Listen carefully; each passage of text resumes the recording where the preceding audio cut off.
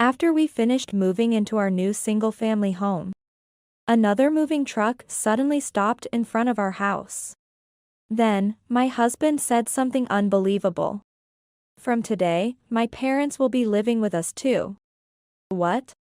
My in-laws said, "If you oppose, such a daughter-in-law should get divorced." I burst out laughing when I heard this. We might as well be divorced already, right? Huh? This is the story of when I left my husband and his family right after we moved into our new home. My name is Kelly, and I am a housewife in my 30s.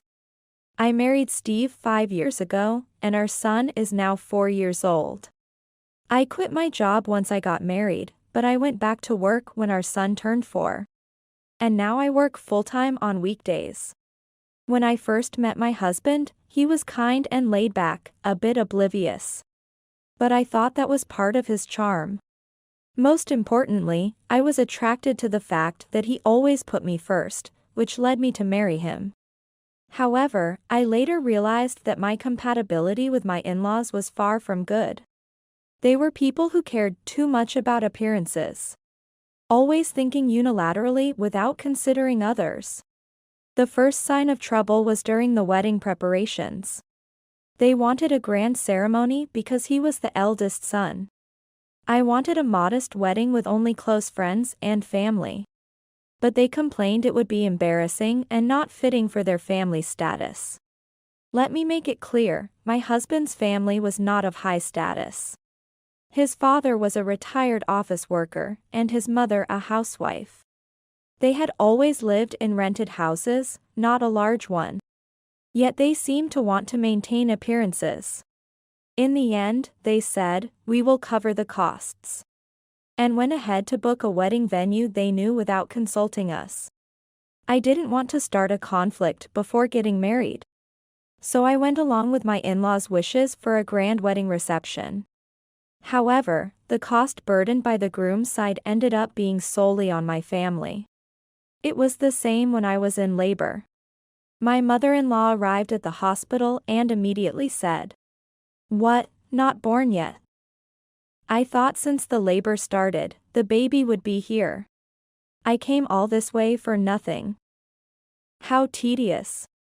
And then she continued to make irrelevant small talk beside my bed. Despite my pain, she didn't care and kept talking. "Hey, are you listening, Kelly?" During this time, my husband did nothing but watch, not offering any support. I used to like my husband's laid-back nature. But now it seemed more like insensitivity or even obliviousness. Assuming his parents' behavior was normal. The inconsiderate actions of my mother-in-law and father-in-law continued even after giving birth. Despite it being shortly after birth, they insisted on celebrating at our house late into the night, demanding, "Hey, prepare some snacks." Even when my son cried, nobody attempted to soothe him. Because of this, I've always felt uncomfortable around my in-laws, trying to keep our interactions to a minimum. However, a particular situation led us to become deeply involved with my in-laws. We were living in a rental apartment, but as our son grew, we started thinking about buying a new single-family home. Building a house meant we had to look for land, choose a construction company, and decide on the interior design, requiring many meetings. Since we both worked, it was difficult to schedule meetings during weekdays. So we always arranged them on weekends. However, it was hard to have long meetings with our son present. So he was often taken care of by my parents, who lived nearby. We had planned another meeting for the next day. But my mother called to say she had caught a cold and didn't want to risk passing it to my son. So she couldn't take care of him. So, I had to decide whether to cancel the meeting or take my son with me. And I consulted my husband about it. He suggested, why not leave him with my parents for once? I really didn't want to rely on my in-laws. But without considering my opinion, my husband started calling them. "Hey, it's me. Can you take care of our son for the day tomorrow? I'll bring some souvenirs," he said. I told him, that's really sudden, but my oblivious husband just replied. They said it's okay, and hung up the phone.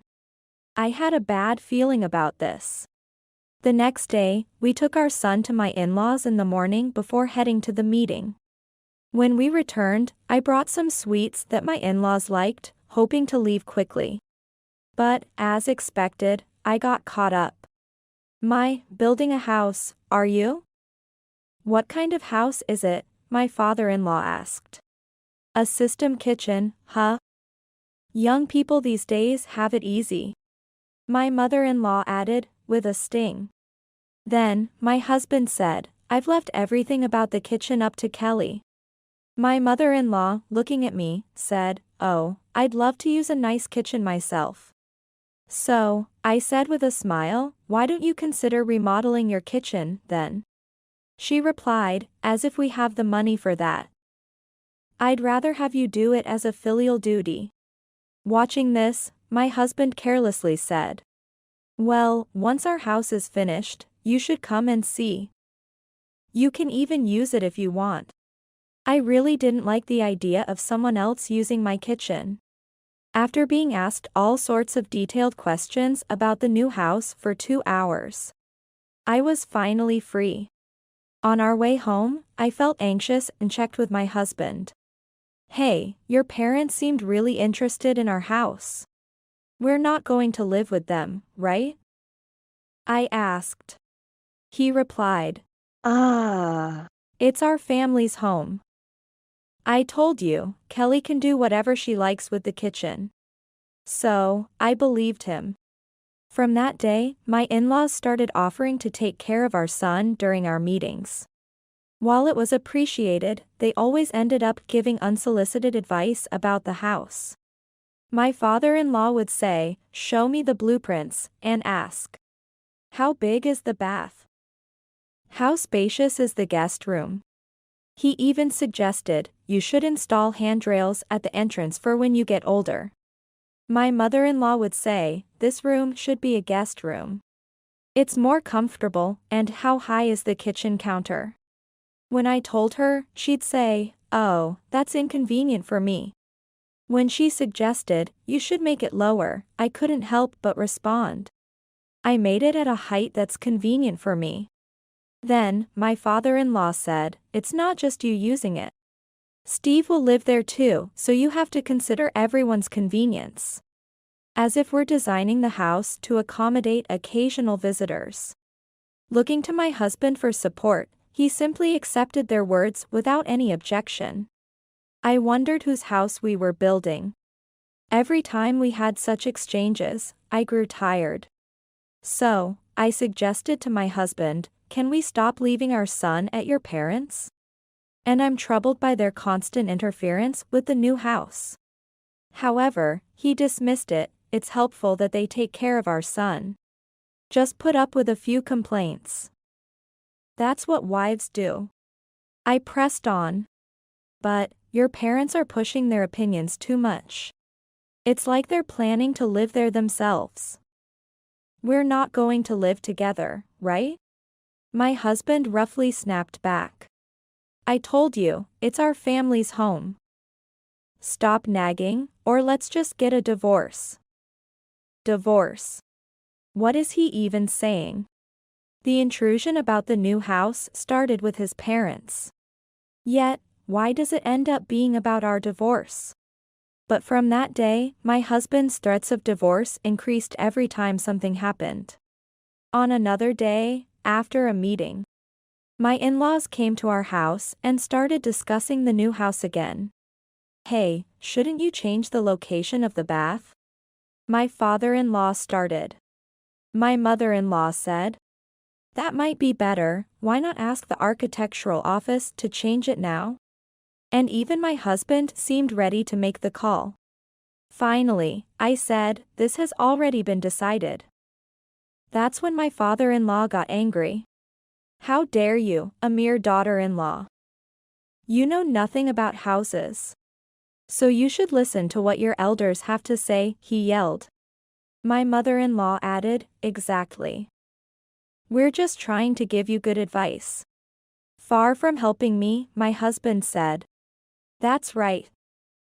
We should consider their advice since it's coming from a good place. My father-in-law looked at me and said, "Hey, Steve. Couldn't you find a more understanding wife?" Dad, don't say that. Look, Kelly, apologize. Otherwise, it's divorce for us. What a situation. What? I thought to myself, this is hopeless. Despite my efforts to avoid interacting with my in-laws due to our incompatible personalities, my husband has recently become more biased towards his parents, hardly ever taking my side. The kind Steve I knew is gone, replaced by a puppet controlled by his parents. What was supposed to be an exciting new chapter in our lives with the construction of our new home has become a torment of meetings and hellish conversations with my in-laws. Whenever I try to discuss this with my husband, he resorts to threatening me with divorce. Once, whether as a joke or seriously, he even presented a filled-out divorce form, saying, "Your attitude towards my parents is too harsh. They're just trying to help, and they take good care of our son, don't they? If you keep this up, I'll seriously consider divorce." I was stunned. It became clear to me that he would always side with his parents. He claims his parents take good care of our son, but that's only during meetings. In reality, my parents are the ones who look after our son, responding to sudden calls from daycare, taking care of him when I'm sick, and even preparing gifts for his birthday and Christmas. My in-laws have never given him anything. Instead, they always ask for gifts when we visit. He doesn't understand anything. After much thought, I visited my parents.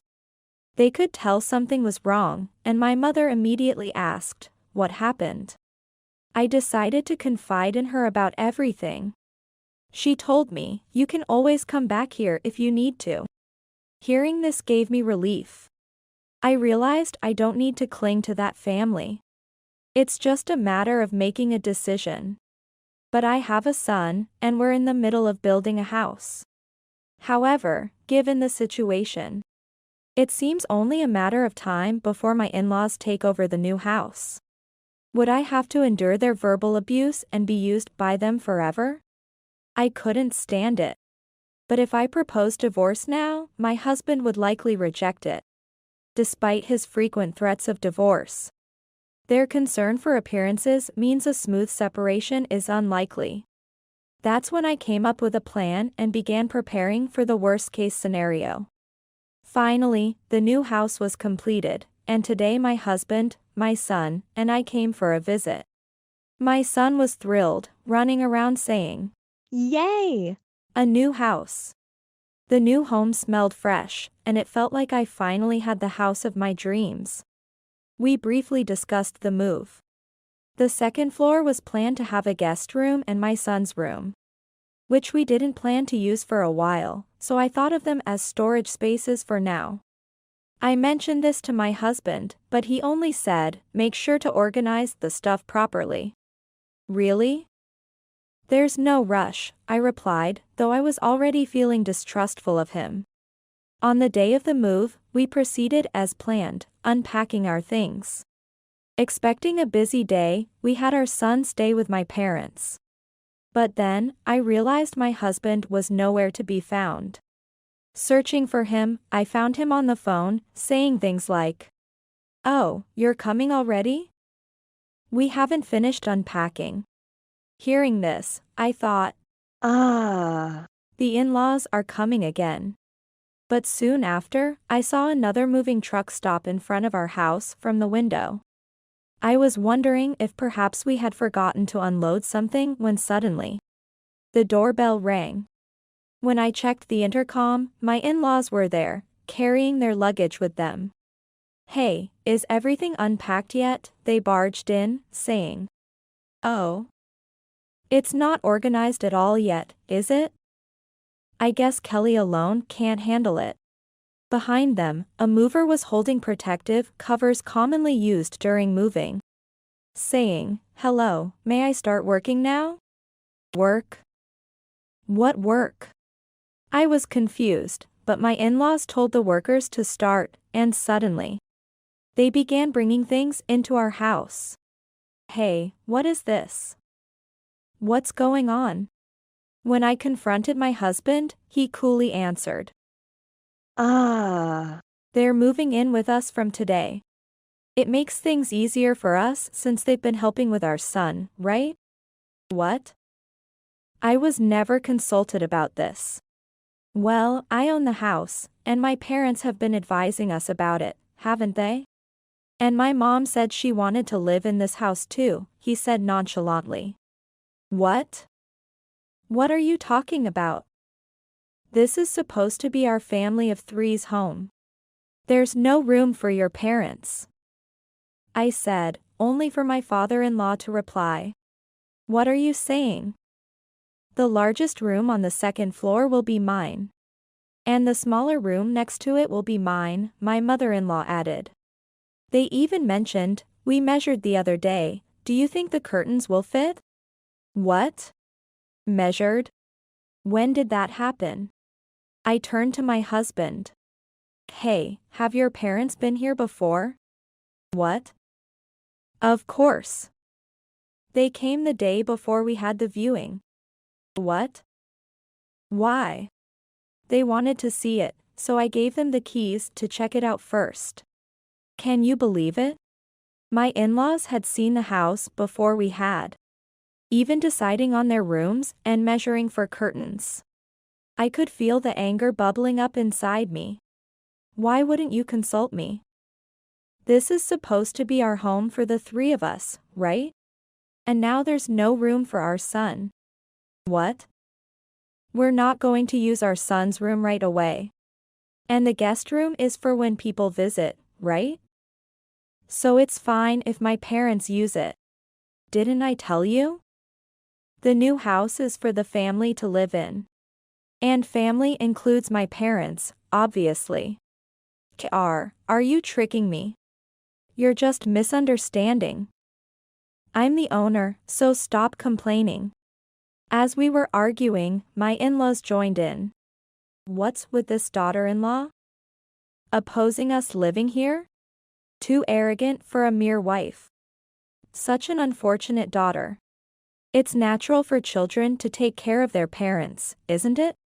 You joined our family, so you should take care of us too. That's a different issue. This house was built for us three to live in. Even the kitchen was designed with me using it in mind. That's fine, isn't it? After all, Kelly will be the one doing the housework in this house, right? It's natural for a wife to take care of the house, isn't it? So, you're saying you won't do any housework at all? Of course. What a noisy wife, Steve. If she's going to be like this, just divorce her. Finally, my father-in-law shouted. Steve also said, don't talk back to my parents. I'll really divorce you. Yes, that threat was finally made. So, you do want to divorce, don't you? Huh? I couldn't help but burst into laughter at the absurdity of the situation. I turned to my husband and said, we might as well be divorced already, right? My husband and in-laws looked shocked, their faces a picture of surprise. Technically, it's not official yet since it hasn't been submitted. Just on paper, really. I then presented the divorce papers right in front of my husband's eyes. Huh? It was the divorce form we had filled out some time ago. What's this? Oh? Forgotten already? You've been threatening me with divorce. Saying I'll divorce you and shoved these papers in my face, haven't you? I just went ahead and signed them too.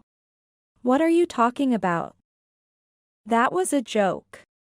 You think threatening me with divorce every day was a joke? We're married, aren't we? A little joke like that should be fine. Jokes are supposed to be funny. There's nothing funny about threats like that. Plus, I've recorded all our conversations and threats. What? I said, I'm taking these recordings to a lawyer and will proceed with the divorce. What about the house? I wanted to live here with you and our son. But it seems you didn't want that. Why don't you three live here? Oh, and since we're divorcing, I'll need the $50,000 I lent for the down payment back immediately. And I'll be taking a lump sum for child support. I'll be raising our son.